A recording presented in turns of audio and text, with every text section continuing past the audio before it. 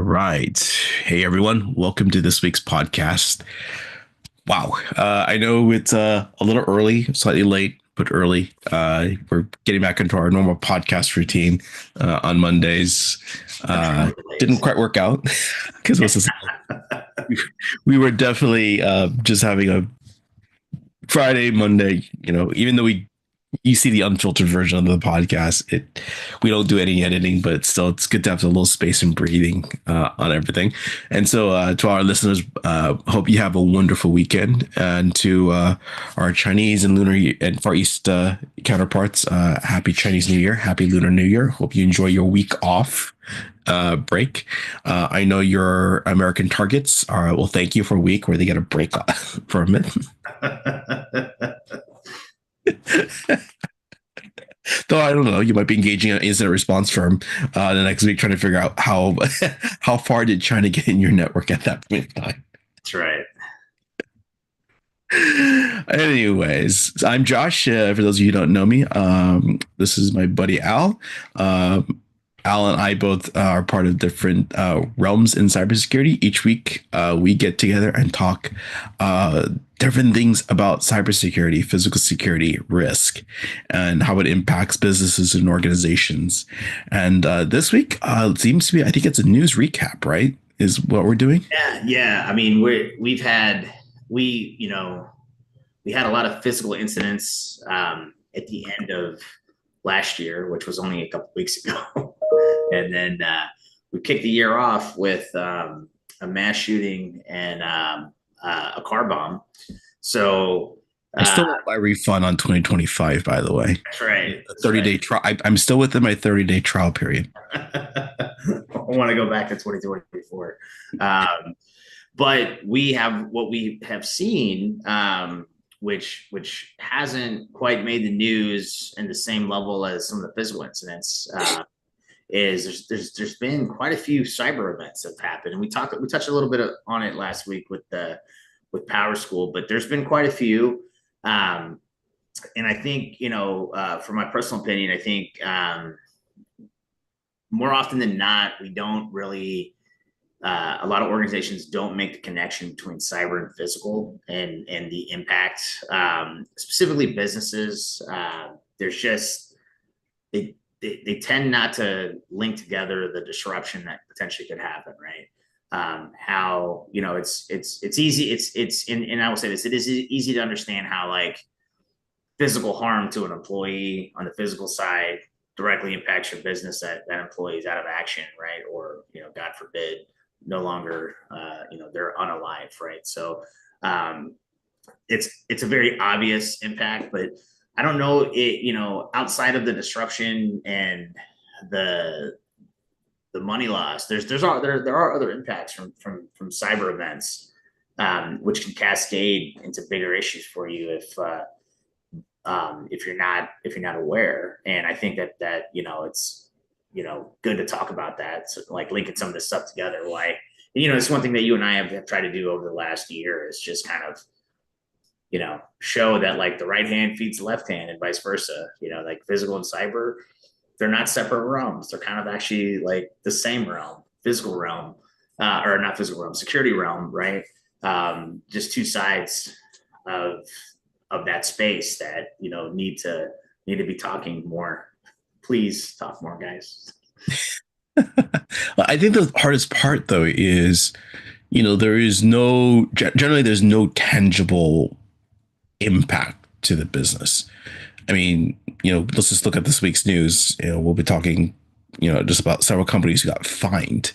Normally, I would think slap on the wrist, but some of these companies, if you look at their overall income, it was more like, a tap on the wrist versus a slap on the wrist. A one finger slap. Yeah. And I think, that's an interesting point about, we know the harm that like data breaches can do to an individual, like from credit risk, financial fraud. There's a lot of impacts to the individual when your data gets leaked out there, right? But are we, the question I would pose is, are we really forcing the market to take this as seriously as it should be? No. Right. No. From Josh himself. No, big no. And I Hold agree. I on. agree. Keep looking at the year over year worst passwords, like of the year, like the top ones being published and used, okay, from all the data breaches. They don't really change. Yeah. They don't. And you just look at that, if that's not forcing change, then I don't know what will. You raise awareness to the fact that people are using 11111 as your password. You kind of go, huh? Or 12345 6, or password as your password. You know, you think about it and you go about that, and you can kind of go, what could possibly go wrong? and and everything goes I wrong, mean, and people just like go, yeah, not me or anything like that, or whatever. And I'm like, huh? cyber's interesting because like your own like with anything, you're only strong as your weakest link, right? So like if you have 100 people in the organization and 99 have great password security, but the one person doesn't, right? The other 100 or the other 99 might still get exposed, right, in a breach. So it's like it's difficult. I would throw this question out to you, man. Do you think that the workplace is just numb from all this? Because I mean, I know, like, since like I got into the workforce, I mean, I've had cyber awareness training, password trading. Like it's now it's like it's typically an annual requirement for most employees at companies, and you got to go to it's got to go to training, password, and you get a briefing from the CISO's team, and it's monthly updates, notifications to change passwords, this and that. I mean, do you think that we've just become numb to this situation? Like, No, but I definitely would say security professionals are getting jaded. yeah, I agree with that as well. And it's hard not to be jaded when every week, every month, there's another breach, there's another hack, there's another intrusion, right? There's a situation, and it's like, what do we have to do to protect this data? Like why can we not get this under control, right? The challenge, though, is in security, at least in cyber, in my opinion, it's an education issue. Right. People, like I said, there's no real tangible impact. Like, you get into a car accident, there's a tangible outcome you see. It is you get hurt. You end up with the painful insurance claim. You might have to go to court. You have to go buy a new car. God knows how long that's going to take. There's a tangible, outcome because of a car accident. The cost of it. But, when it comes to a data breach or any security incidents, whether big or small, um, you know, it people don't see that outcome directly. And, now that I'm thinking about this, what was that TV show you and I were talking about? The one with their splitting home and work. Oh, severance, yeah. Well, I think I think in the security world and risk manager world, severance applies here.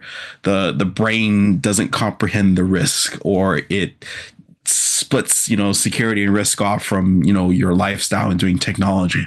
There's a disjointedness in it, and then there's no reconciliation between the two. It's like, oh yeah, one of my favorite stories that someone told me, it didn't happen to me, but it was told to me. This company got infected with a really, really bad, I think, piece of malware. It just went through, and they traced it back to someone detonating and opening a email from a personal email account. And so when they interviewed that person, like, why did you open this email attachment? You knew it was bad. It was saying it was bad. It's like, oh yeah, I knew it was bad because, at home, I didn't want to risk infecting my computer at home. So I decided to do it at work. And they're just like looking at him incredulously. It's like, what? It's like, you think we have better things than you have at home? Yeah. It's just like this severance, this disjointed thought process. Yeah. And it's like, if they get to the HR system, they're going to have all your home personal information anyway. They get in the pay system, they're going to have, like it. Yeah. I mean, I think to your point, man, it's interesting, but it's like a lot of employees use their personal phone for work stuff, right? I mean, that like a lot of my friends in tech are like, no, I get issued a phone from work. I'm like, yeah, that's the exception, not the rule. That's just not how most companies do it. You know, from a cost perspective, I mean, it's just very expensive to issue everybody an iPhone or a Samsung, stuff like that. So, you know, Yeah. a lot of times, Insurance on the phone, a cellular yeah. plan, And then taxes, and then you know, like again, it's another MDM. it's another vector for attack, right? If you lose the phone, okay, well now it's compromised. So a lot of companies look at the risk and say, no, that's actually not good.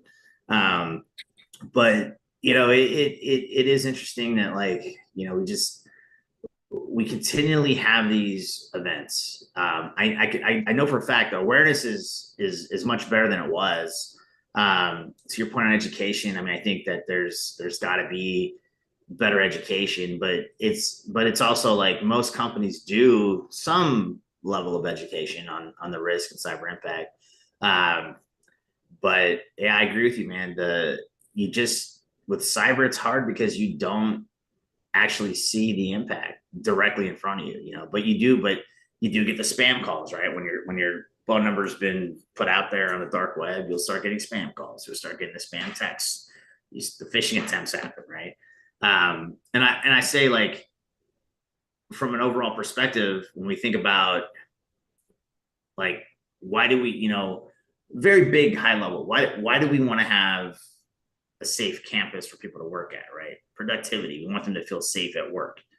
Well, same thing with cyber. Like, why do you go through with the cybersecurity protocols? You want people to be productive. You don't want them distracted with an issue that's taking away from their ability to focus on the problem at hand that you want to solve, right? So if they went to, you know, if their children, for example, attended power school and now their children's data is out there and they're having to deal with that, it's, you know, it's taken away from productivity of what's happening, you know, in the workplace. Like, we want our employees to feel safe and secure so they can focus and be productive. So I look at, like, cybersecurity not only just from the security aspect of people's personal data is out there. There's a lot of harm that can happen from that, but like, we want people to be we don't want them tied up dealing with this stuff. We want them focused, and we don't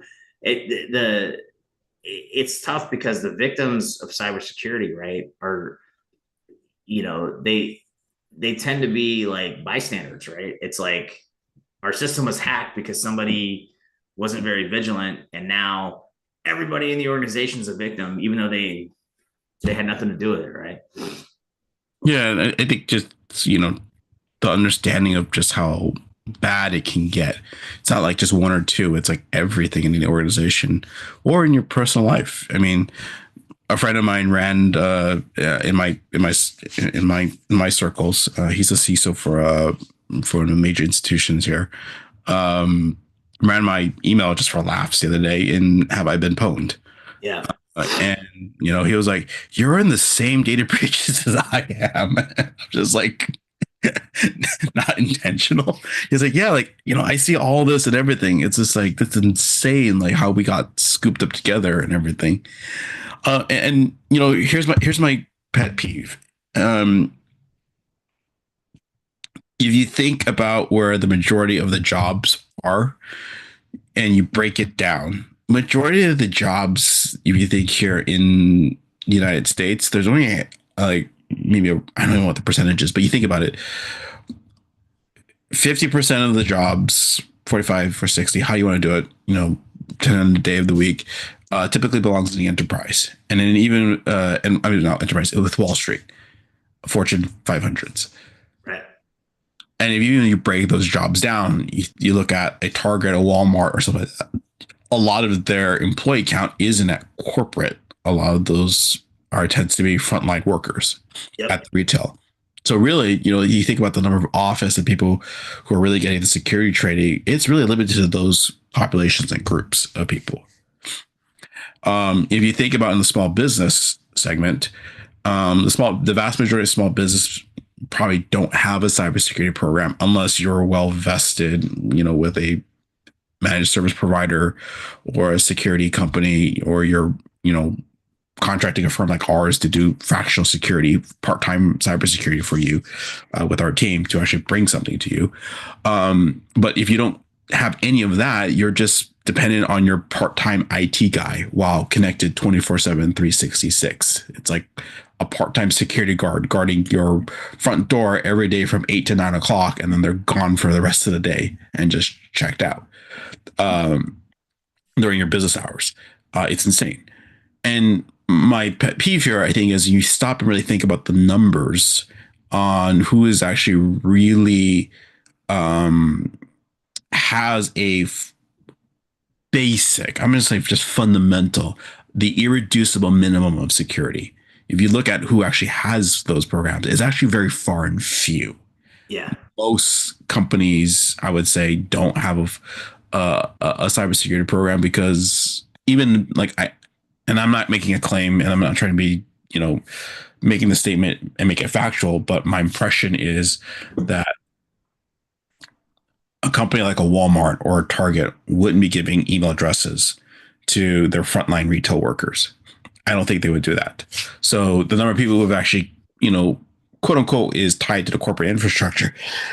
Excuse me. Corporate infrastructure is, the basic HR functionalities, which you're probably using an app for, and a personal email for. But other than that, there's really no quote unquote direct interface. So where I'm going with this long pitch is basically, the number of people who are really getting the cybersecurity education is very low, and it's not making a difference. It's not helping. And until you train the workforce, you train the next generation coming into the workforce, training people the impact of everything, and people understanding. And I think this is a reflection of the American education system, at least. We lack the critical thinking. We lack to see the dots.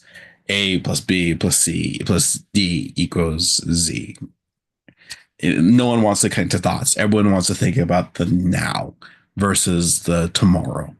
Right. And I think that's symbolic of why we see so many issues. We always think about the today and never about the long-term effects of any of the decision making we make.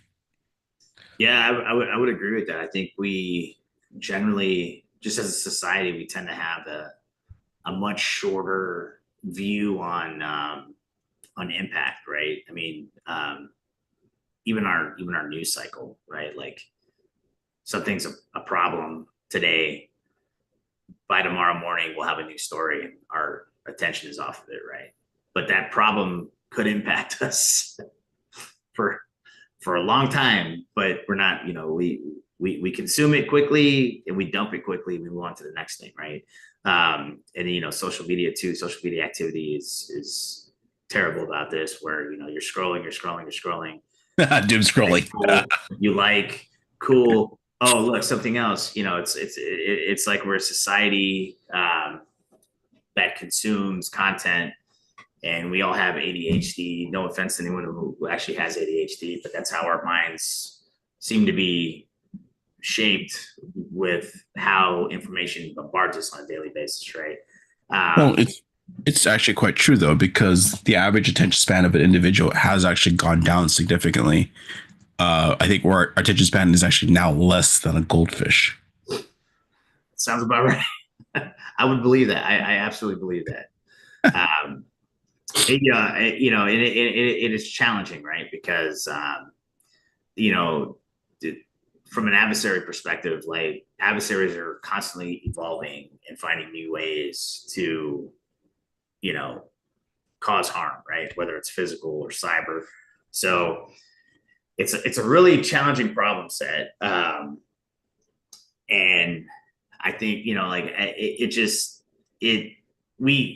I, we keep seeing it happen, right? And it's like, you just, if you're in the space, it's like you just want to bash your head against the wall. I mean, I remember being when I was at Meta and I was doing API investigations. I mean, it's like, what do I got to do to get you app developers to like follow the data privacy protocols. Like, what do I got to do? Like, I've given you a document, I've given you training, I've walked you through the back end to show you like this, and this is bad, this, and this is good. Yet you're still submitting apps for the platform that clearly violate the policies, right? And that's from a development perspective, right? It's like, what do I got to do to get this through your head? And I know from an employee training perspective too, it's like I would do a lot of the proprietary information protection classes when I was at Lockheed Martin. Like, proprietary information is how we make money. This is how the stock stays high, because we have proprietary information that nobody else has.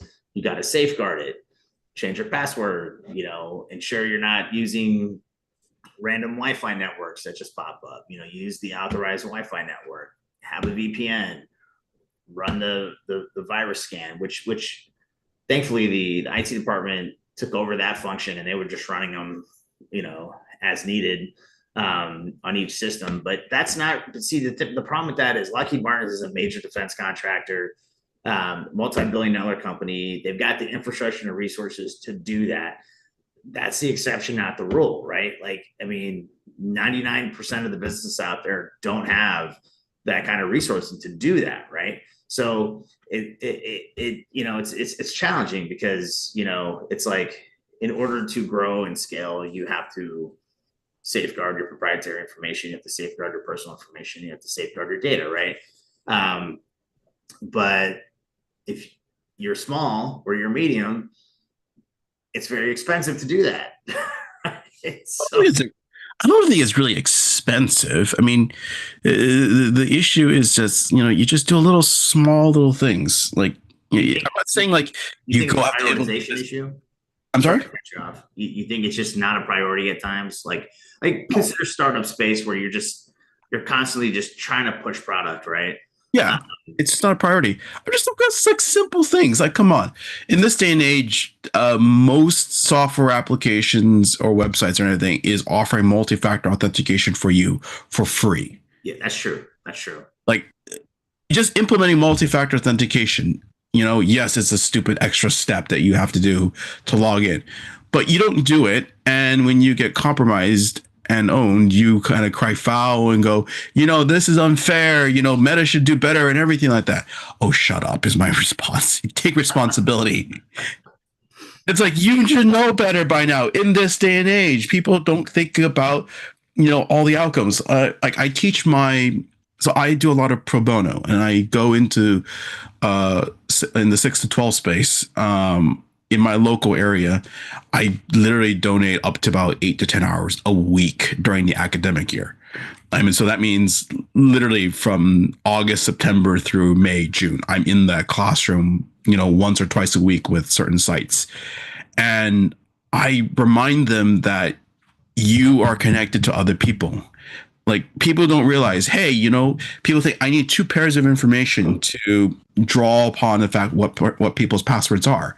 But if you really understand how passwords are actually stored in the back end, if people do it haphazardly and lazily, which most of them, I'm going to say people do,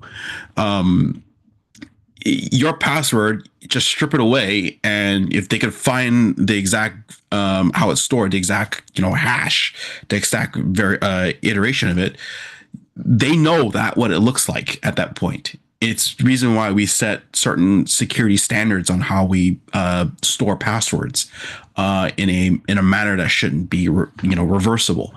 And at that point, it's just a matter of time. It's not perfect, but think about all the data breaches we've had, people using the same passwords. And if they're using the same mathematical algorithms to store the passwords and the methodologies identical in some cases, your password caught in that data breach potentially exposes maybe 5 or 10 other people because they're using the same method or methodology or framework or whatever. But my point being is, at that point, you could connect a dot and see who's what. Username, of course, is all in plain text, but that password is what you need next. And then boom, you're in at that point.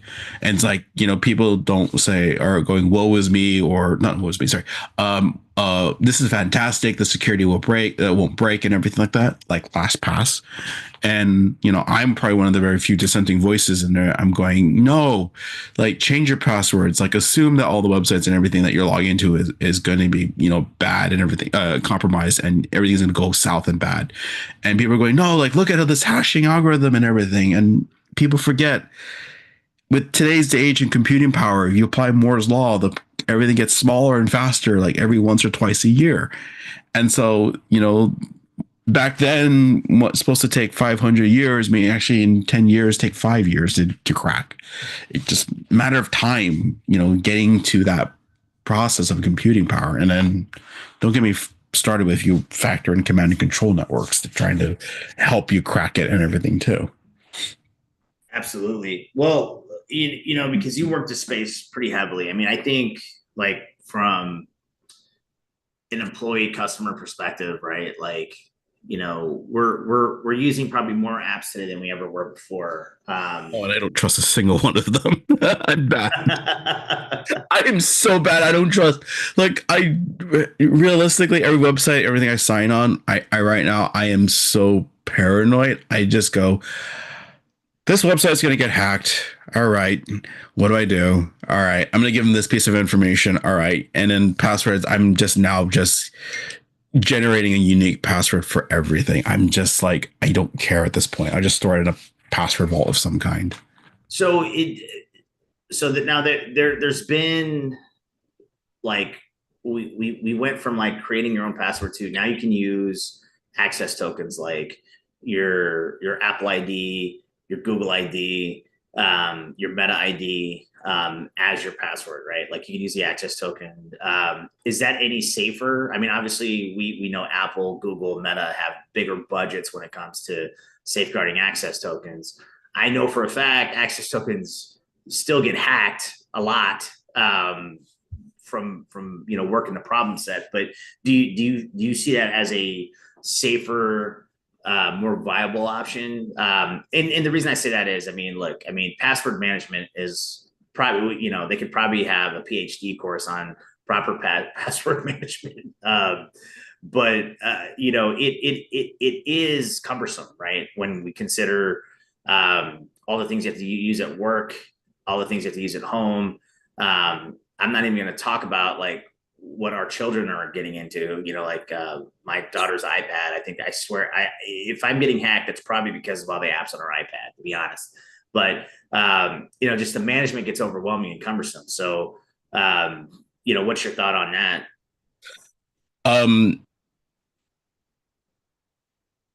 I would say from a lowest common denominator standpoint, it doesn't matter because it's the major websites that are adopting like the passkeys and the access tokens. Okay, gotcha. They're the biggest ones.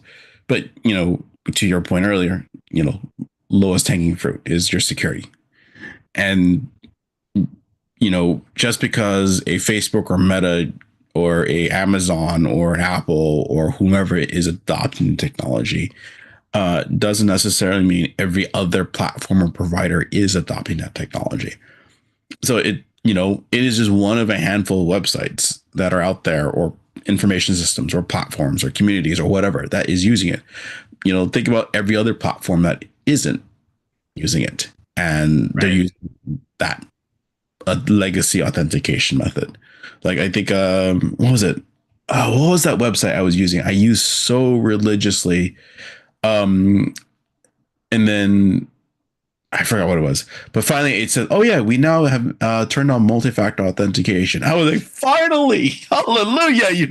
You've come into the 20th century of security, at least, let alone 21st century." And I was just like, "I've been using these websites for so long, and they're just finally getting on board, with multi-factor." And it's just like, huh. I think a lot of people don't understand that like third-party hacks tend to be the most prevalent from what I saw, like when I was at Meta. Like it wasn't the Meta system that was getting hacked. It wasn't when I was at Amazon. It wasn't Amazon that was getting hacked. It was you're sharing keys across, like you mentioned, multiple apps that want to interface with the platform. And then that app or website gets hacked. And now your access token information has been exfiltrated, or your personal information that you had been giving to that website, either directly or via your API calls from another platform, is there, right? And then on top of that, there's the data brokerage piece, right? Where and I think a lot of people don't quite understand this, but data itself, your personal data itself that you allow people to have, can be brokered. Now they have since Cambridge Analytica went down. There is now a disclaimer, right, that says like, this is the data, this is federal law. Now most websites have to tell you, or apps have to tell you what data they're collecting and why they're collecting it, and if they're going to share it, and they have to give you an opt out. So you have the ability to opt out from the data sharing, the data brokerage. But that being said, I know overwhelmingly, and overwhelmingly, the people at most risk, in my opinion, are seniors and children. They don't read that. They don't read those disclaimers. They don't quite understand what's happening. And so it's just like, to your point on attention span, it's like, I want it now, I want it now, I want it now. Just yes, go, right? And then I'm with my daughter. Oh, look, I'm playing my game. I get a color now, right? Well, you just gave, like she's 6. She doesn't know any better. She just gave access to this platform, to everything on the iPad, right? All the information, and that information could be sold, or it could be exchanged with other platforms that we don't know who they are, right? So there's that whole data brokerage thing too, which I think causes a lot of issues, from what I saw. Yeah, at this point, I'm actually going to start siding with my friend.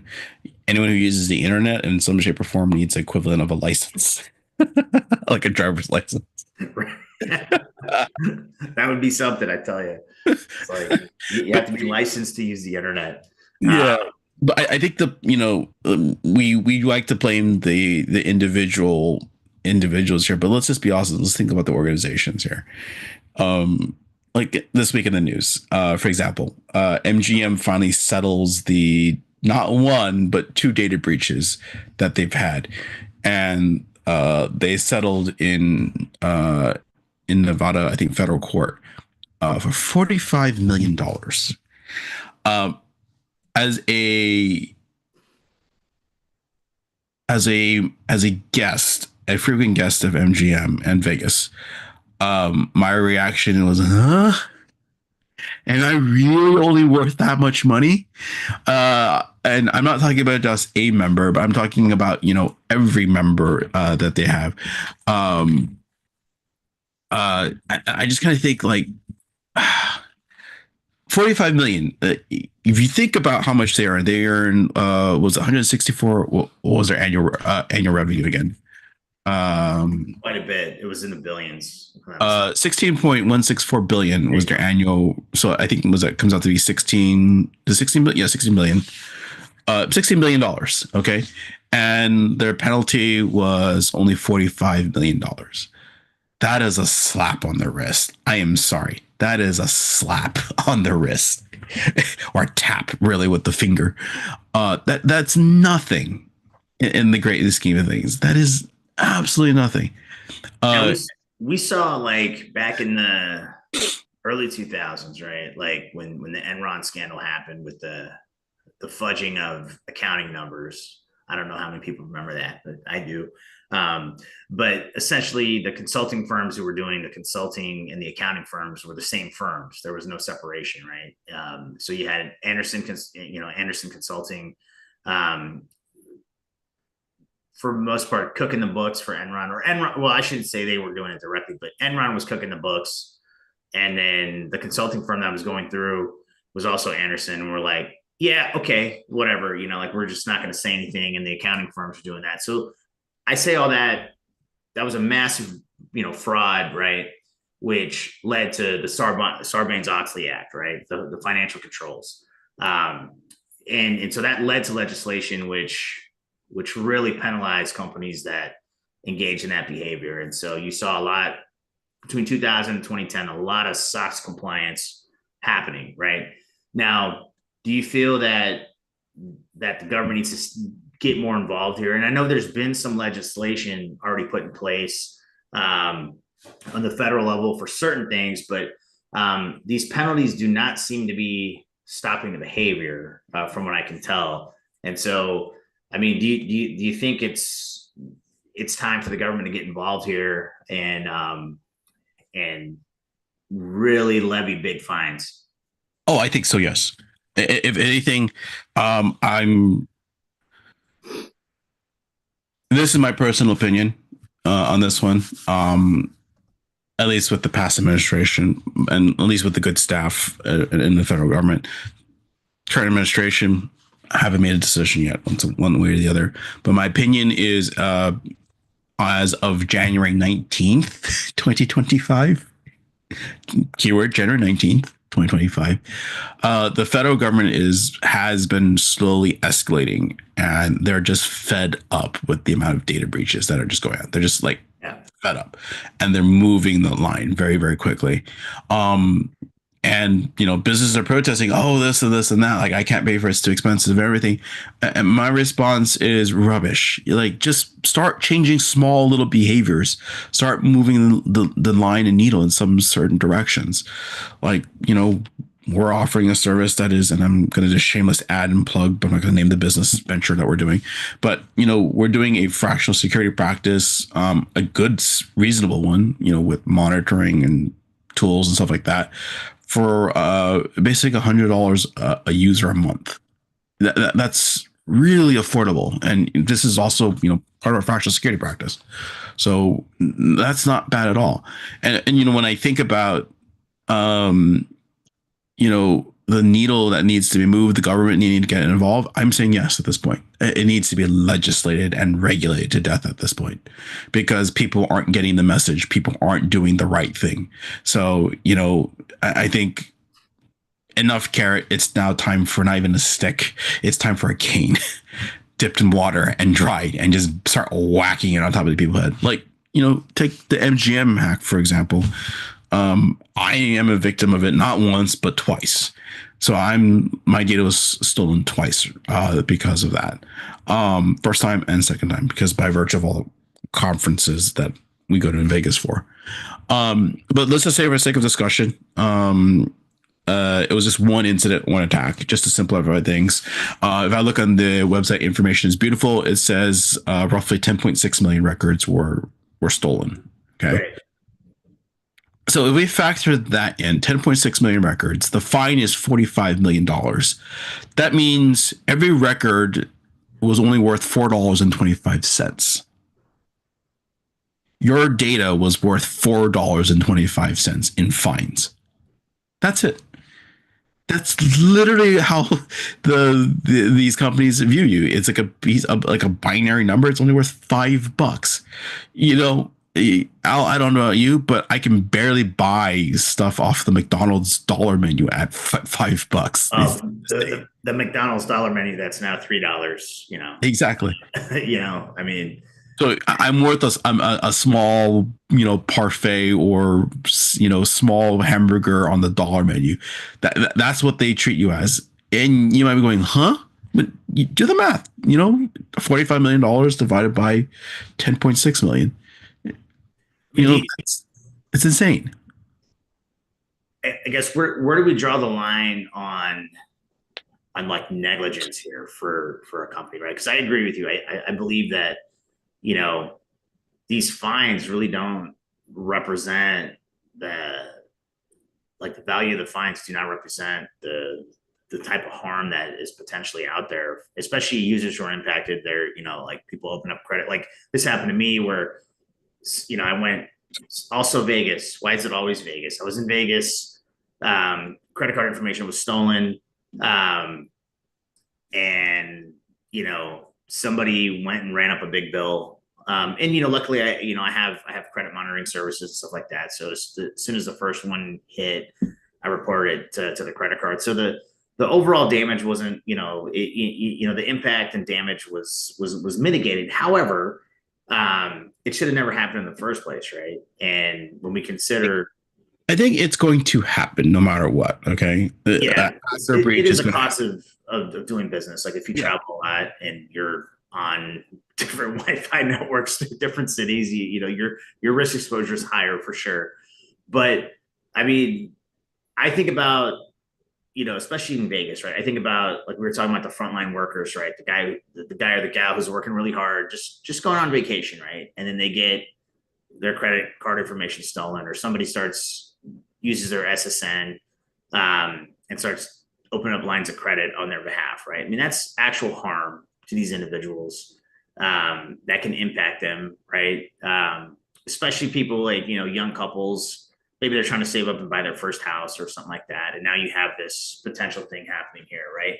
$4.25 does not cover the yet alone the dollar menu on McDonald's. It doesn't cover the time wasted, the impact of the family, the emotional damage, and all that other stuff, right? So it just seems like, if in my opinion, like there's a level of negligence here when you don't take this seriously from a company's behalf, right? I mean, it does cause a lot of issues. Um, and I remember when I was trying to purchase my first home, I pulled a credit report and I found, like, what are these credit cards under my name? I don't know what these are. Like, who are these mine? And so it turned out they weren't. Somebody had taken my information from the MyFitnessPal hack that occurred, like 10-15 years ago. And they had opened up a line of credit. It wasn't a large amount, but the point is, it's like, that delayed that process, right? I never got a check from Under Armour or MyFitnessPal on that, but I, cause serious damage, right? and I don't think people understand that the damage, like it goes back to the societal view. Everything is very immediate. Everyone looks at the short term impact. No one looks at the long term impact. And my opinion is, there is accidental and with occasional data breach, but there's also going to be the severe ones where it's just definitely in the criminal negligence standpoint. And I'm not asking people to be perfect in security. I'm asking people to be relatively resilient. Right. That's what I'm asking to be. It's because there's no such thing as perfection in security. There isn't. Like your business, my business, every business has a security event, if not a security incident, every day. And because of virtue of that, it's going to be a matter of when we get hit, and it knocks us down a peg or two. I even know my firm, even we're in the security industry, we're going to get hit eventually, and what's the toll is going to take on our business. I don't know. But that our goal is to avoid it. Our goal is to implement every reasonable security control that we can afford, and we definitely turn on as many things as we can do to mitigate it. But obviously, eventually, it's just a matter of time. We know it's going to happen. Just a matter of time of when it's going to happen. And I'm not trying to blame the average business who doesn't know and everything like that. But to your point, there is at some point a negligence, like not turning on multi-factor is a great example. Like, how could you not do it in this day and age? It doesn't make sense. And yeah, I'm getting to a point where I think some of these fines have to be huge, and I mean huge fines. Use it to go pay for people to security education inside academia. Like, use that money. Like, part of me also wonders where that money goes, but use that money. Like, another one, I think PayPal. They just got fined $2 million for a data breach in 2022. And I think their revenue this end of this year was $3.14 billion. Yeah. $31.4 billion. So again, another tap on the wrist. It's not making a dent. They're not learning. It's kind of how I look at these businesses. Now Meta got hit with the biggest fine ever assessed to a company for Cambridge Analytica, right? Yep. And I thought, like, my thought process when that happened was that this is going to be like, that was a huge fine, several billion, right? For that specific data breach. Um, and I won't get into all the details because just a complicated case in itself. But even so, that event alone was a massive fine. And I thought what I thought was going to happen after that, I thought the market was going to kind of view that and say, okay, yeah, I don't want that to be me, right? Um, but two things have happened. One, we've just had a lot of growth in the space, right? And then two, fines like that we haven't seen like a lot of fines on that level since then, from what I can take. And we're I think 10 years removed from Cambridge Analytica at this point. And it's like, do we need to drop the hammer again? Who's going to be the next example, right? Because this hasn't this is increased, right? We looked at some of the stats earlier. Like, this just keeps getting bigger and bigger and bigger. To your point, a couple weeks ago when we talked about it, like, these are the floor, not the ceiling of the potential damage, right?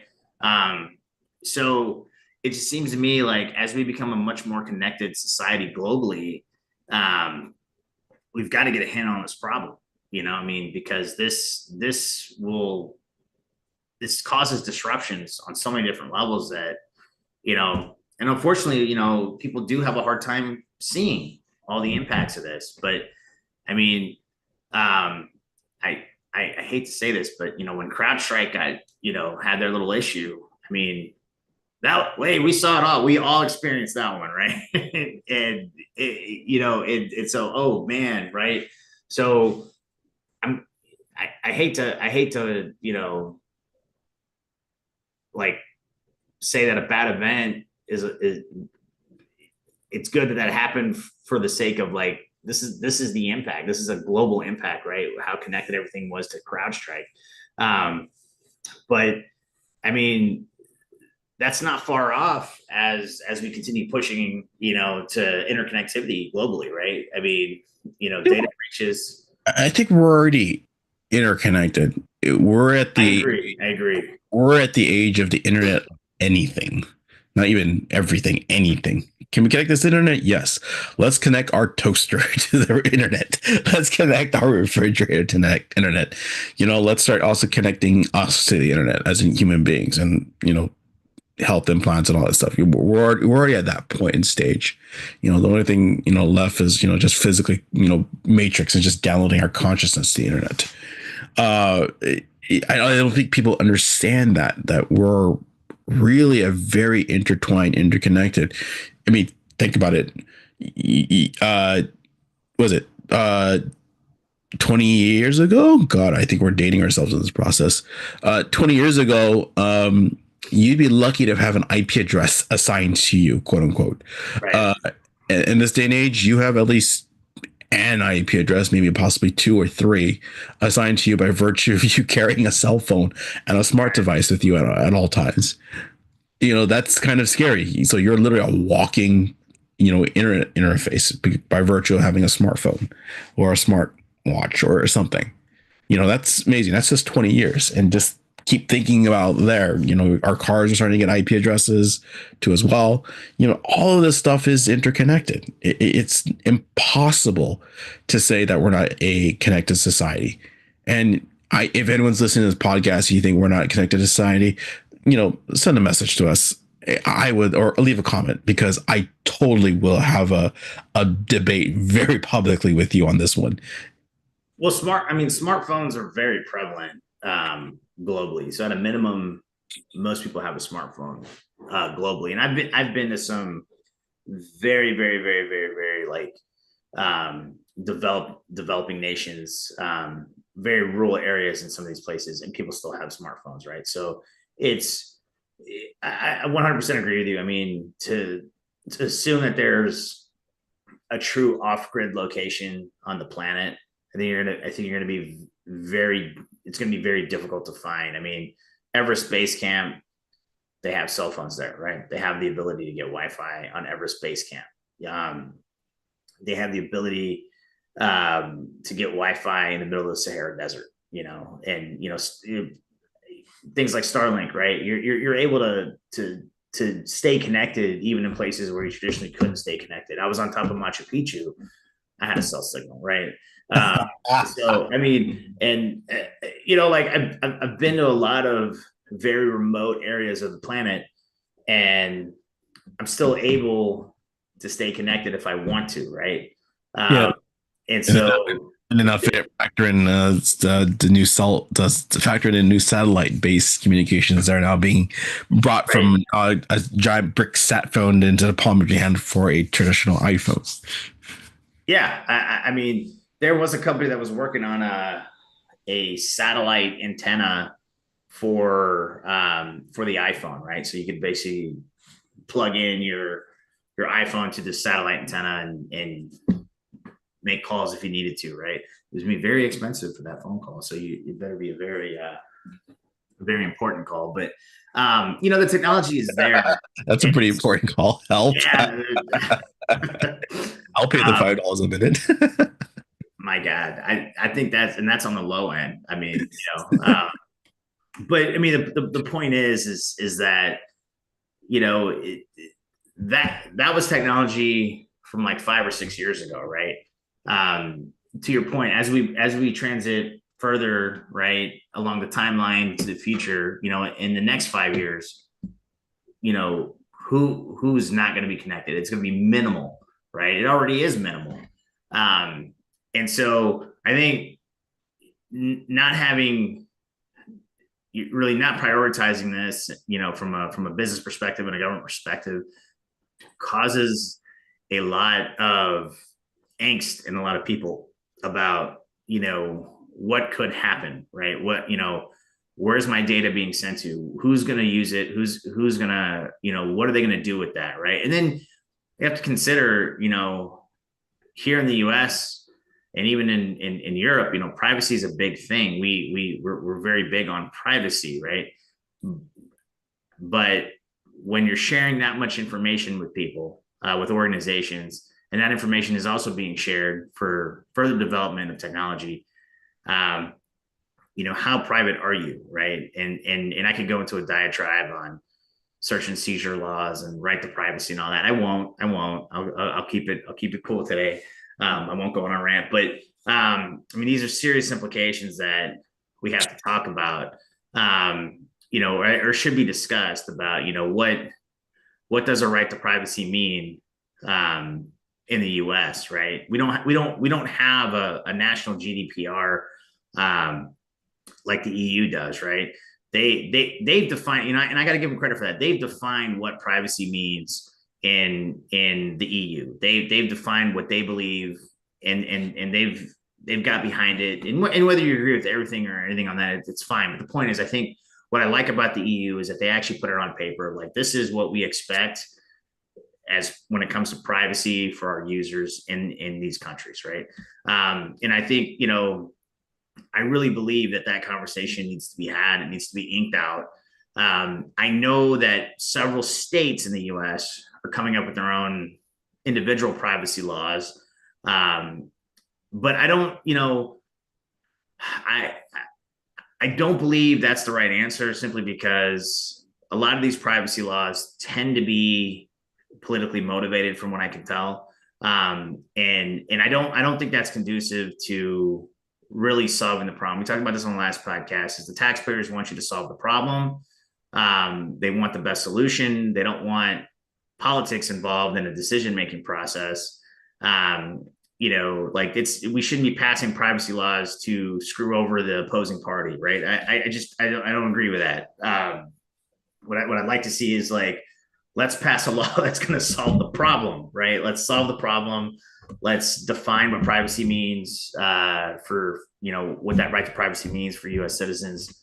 And, and then globally, like, maybe we need to look at some global standards on privacy. Like, what do we believe, privacy should mean? If we're going to all be on the internet, we're all going to be interconnected. Let's define what we think is appropriate and not appropriate. How do we safeguard that privacy, right?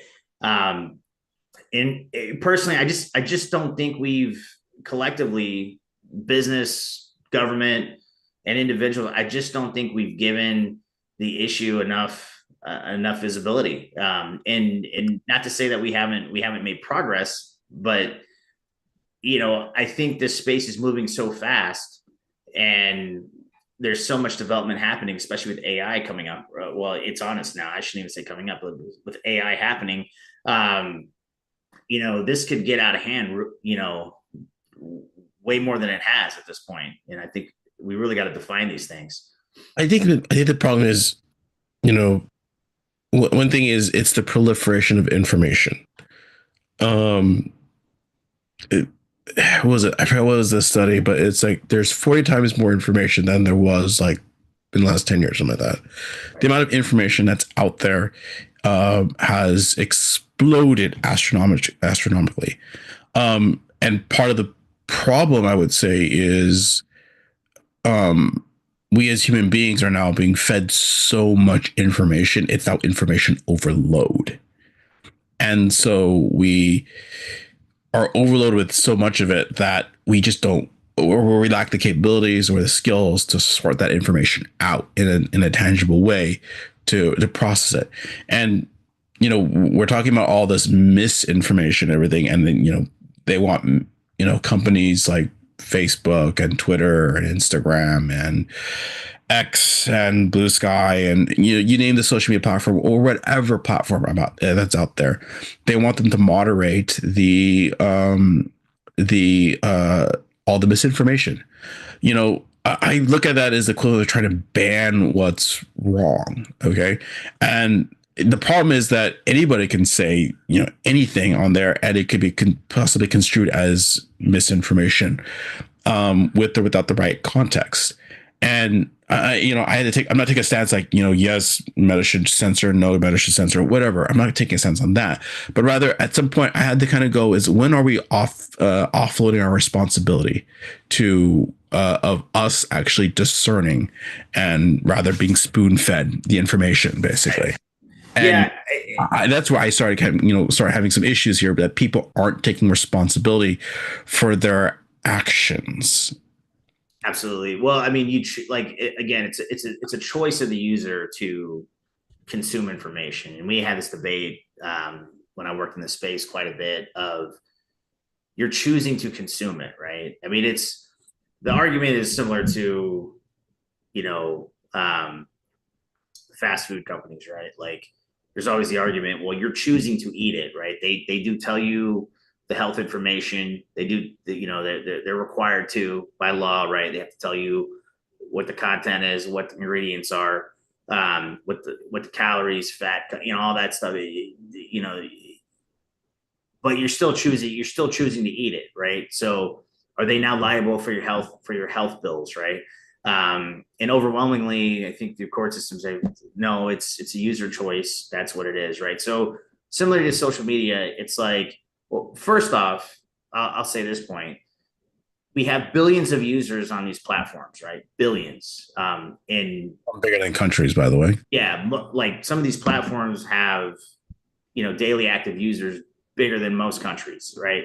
So moderating the content is already highly impossible. I mean, I think Meta, I think at this point right now, it's maybe 50,000 employees.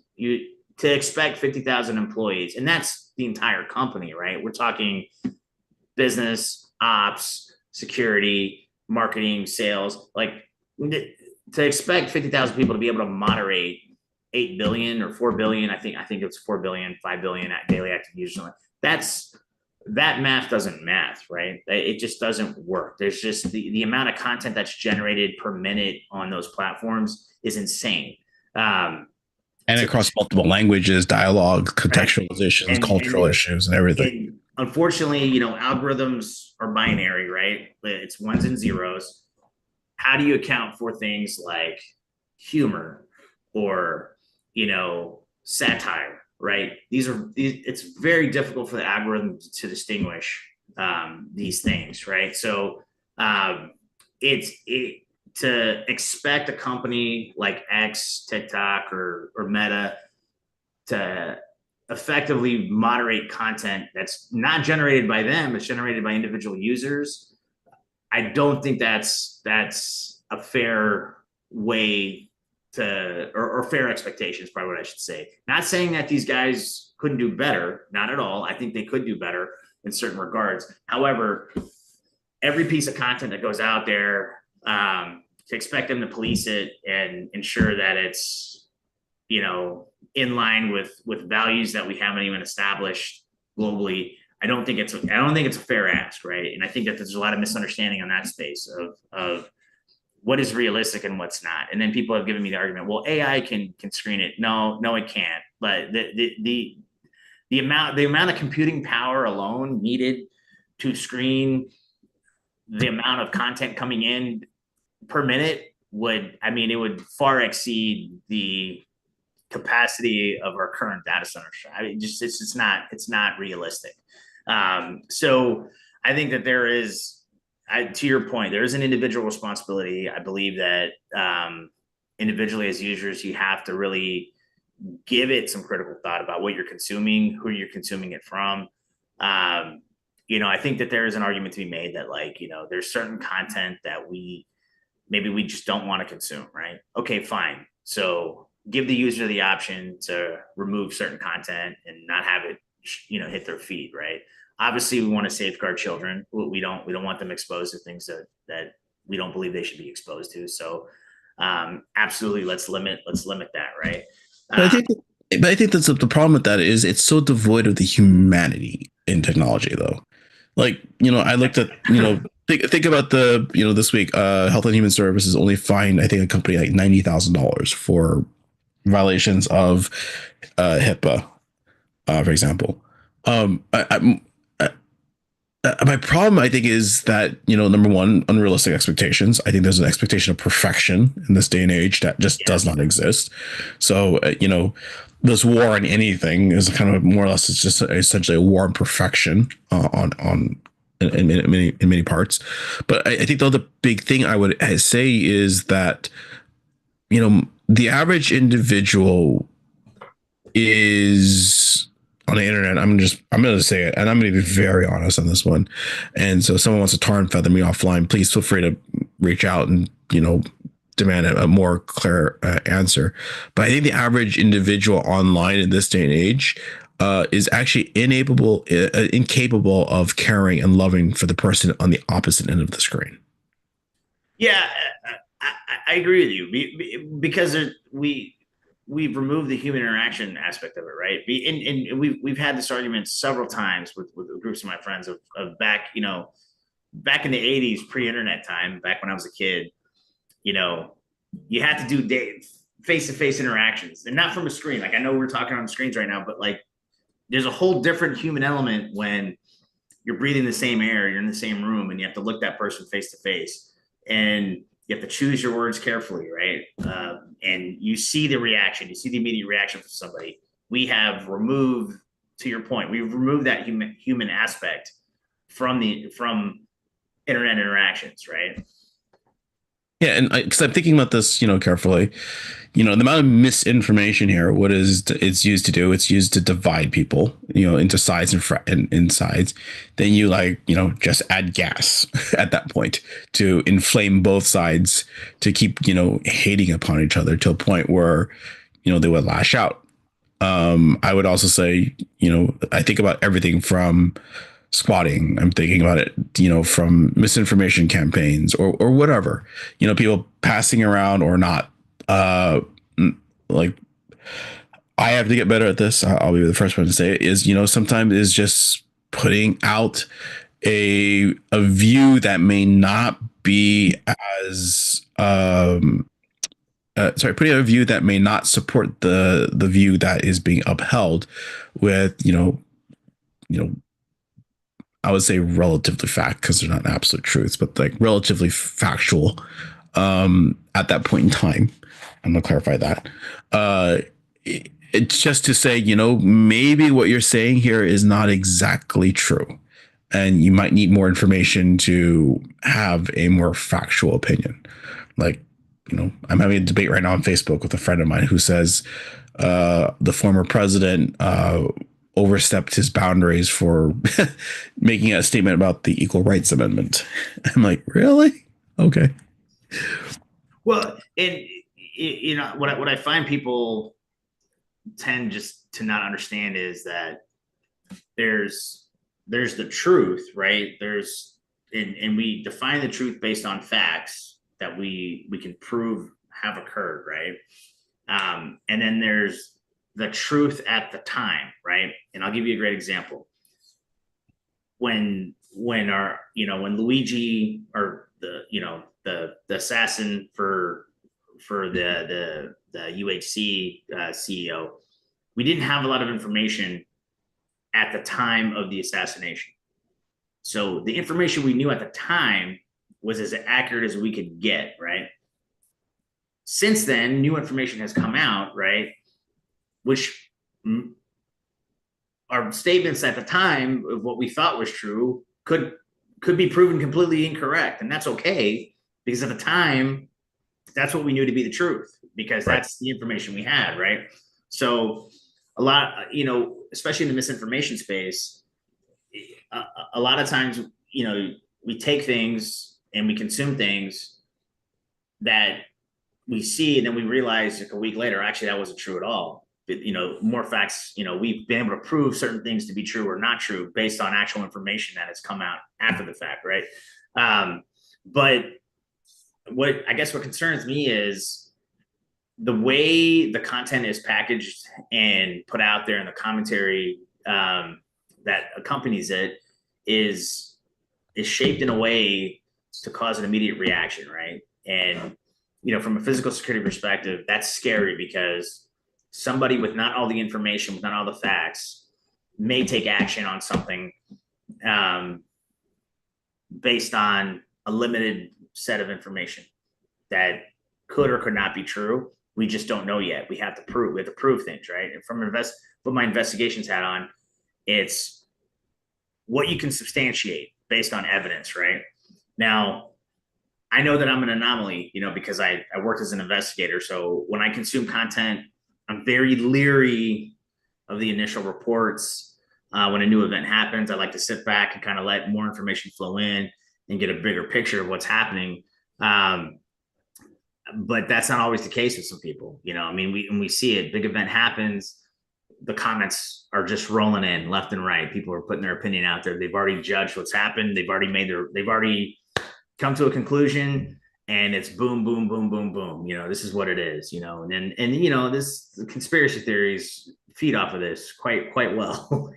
People fill in the facts that aren't present with their own theories, and voila, there you go, conspiracy theory, right? Yeah, or you're just only going to hear what you only want to hear. Yeah, hear a view that is counter to your position or perspective, which is unfortunate. Because and this is this comes back to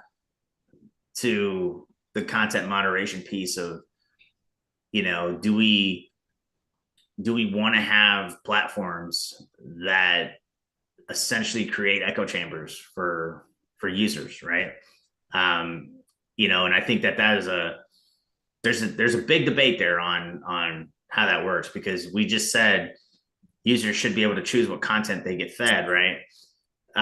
But at what point does that become dangerous, right? Where you're only being fed certain content, and so now your worldview is limited to that one perspective, right?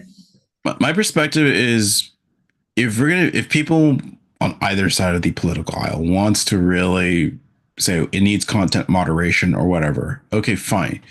But or you don't want it, fine. But you better damn well step up to the plate and actually support the effort and decision to making sure that, if you're going to do content moderation, fine, then you better be able to bust or put in rules or something like that to say, this is wrong and you need to speak up to a dissenting view.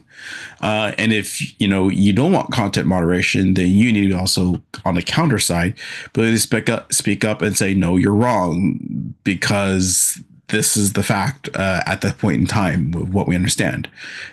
Both sides have responsibility of whether you want to do moderation or non-moderation to counterbalance to making sure that you don't have an echo chamber, you break it, or you put a cap on, misinformation to making sure that it doesn't get out of hand. And there, to your point, I think there has to be some type of enforcement of policy. Like we can have a policy, right? If you want to do content moderation as a policy, as federal law, fine, whatever. We got to do what we got to do. There's no enforcement on it. Like we have tons of laws that we just don't enforce them, right? I mean, you don't solve the problem at that point, right? And so there's got to be some type of enforcement. I cringe a little bit when I think like internet police, Let's not go there. Orwellian and Heinlein thoughts, but yeah, I can see it now. Like the president's secret police, that's going to go really well, yeah. especially on the internet. But I think all these are relative debates that that should happen, right? They should be discussed. They should be well thought out. I think we start with the privacy piece, like defining what privacy means for users of the internet, right? I mean, I do applaud the EU for at least putting it on paper.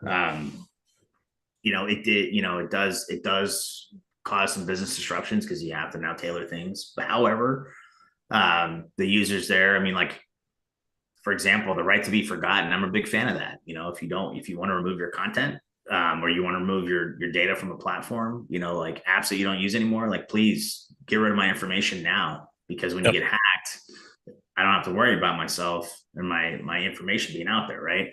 So I think there's got to be a balance for sure. Where that line is, where it goes, to be debated, right? Yeah, and this is my worry. It's like no one wants to do the right thing sometimes. That's my biggest thing. It's, it's not even a carrot. It's like a bushel of carrot just to do the right thing. If you just do the right thing in the first place, we wouldn't have a lot of these issues in the first place on misinformation or having to deal with data breaches or anything like that. I think everything that's the summary for this this week's podcast is like, why can't we just do the right thing in the first place? Then we don't have to create, all these crazy laws and rules to regulate, behavior and everything like that. Yeah. So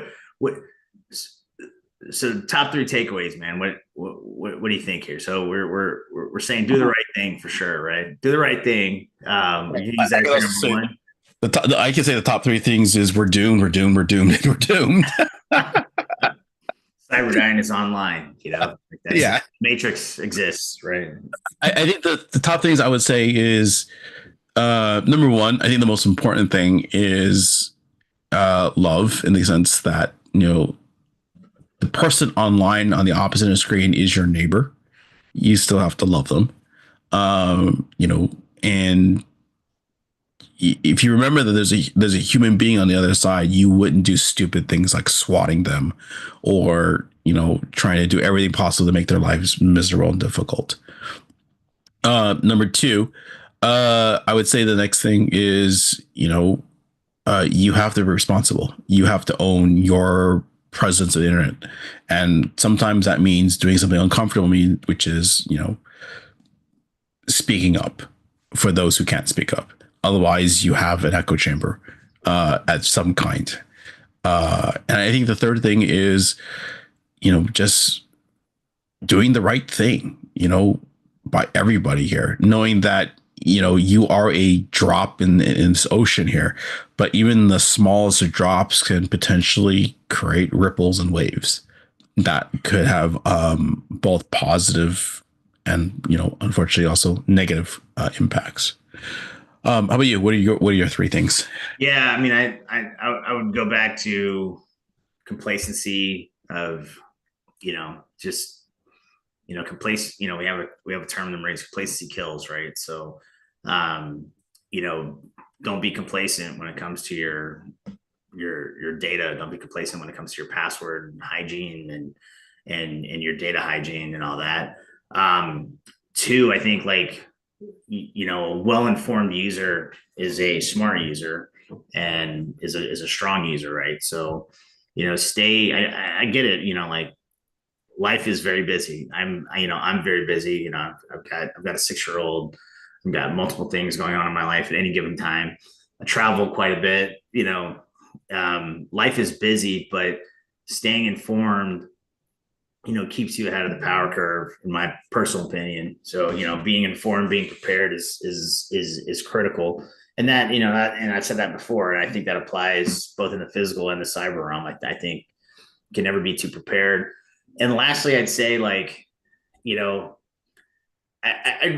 ask everyone to really just think about the society that you live in, and as more and more technology becomes pervasive in our lives, what do you want this technology to do for you, right? I think there's several schools of thoughts here on like technology should help enable us to live better lives. I think a lot of people subscribe to that. There's other people who subscribe to technology should replace humans on lots of different things, so we have to deal with humans less. I don't know how I feel about that on certain aspects. And then there's people who believe technology is just absolutely the root of all evil, right? And so I think we all collectively need to have a conversation of like, what do we want technology to do for us? What's that relationship between humans and technology? What do we want it to look like? What are the impacts to our society? And ultimately, what kind of society do we want to live in? Do we want to live in a place where like we're constantly battling trolls on the internet? Like, is that the society we want to live in? Do we want to be in a society where we can have civil discourse online and offer opinions and different points of views, and not feel threatened and not feel like, well, this person didn't like what I had to say, so now they're going to go hack my personal data and dox me or swat me or whatever, right? I think if that becomes prevalent, I just think like, what kind of society is that? Like that's a ridiculous society that we would live in, right? So I think kind of there already if you think about it. I mean, we are, and it's scary to me to think that like, what does that look like in 2, 3, 5, 10 years, right?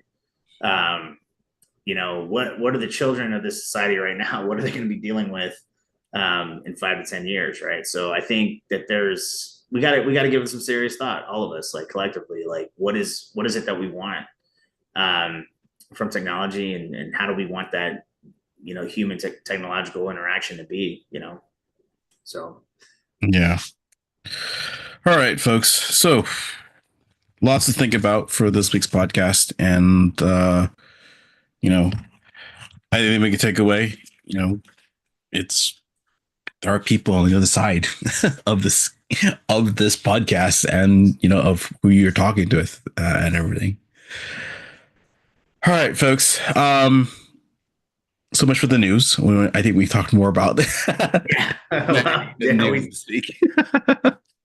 We had the theoretical discussion about concepts, which is cool. The philosophical discussion. Philosophical. There you go. That's the word I was looking for.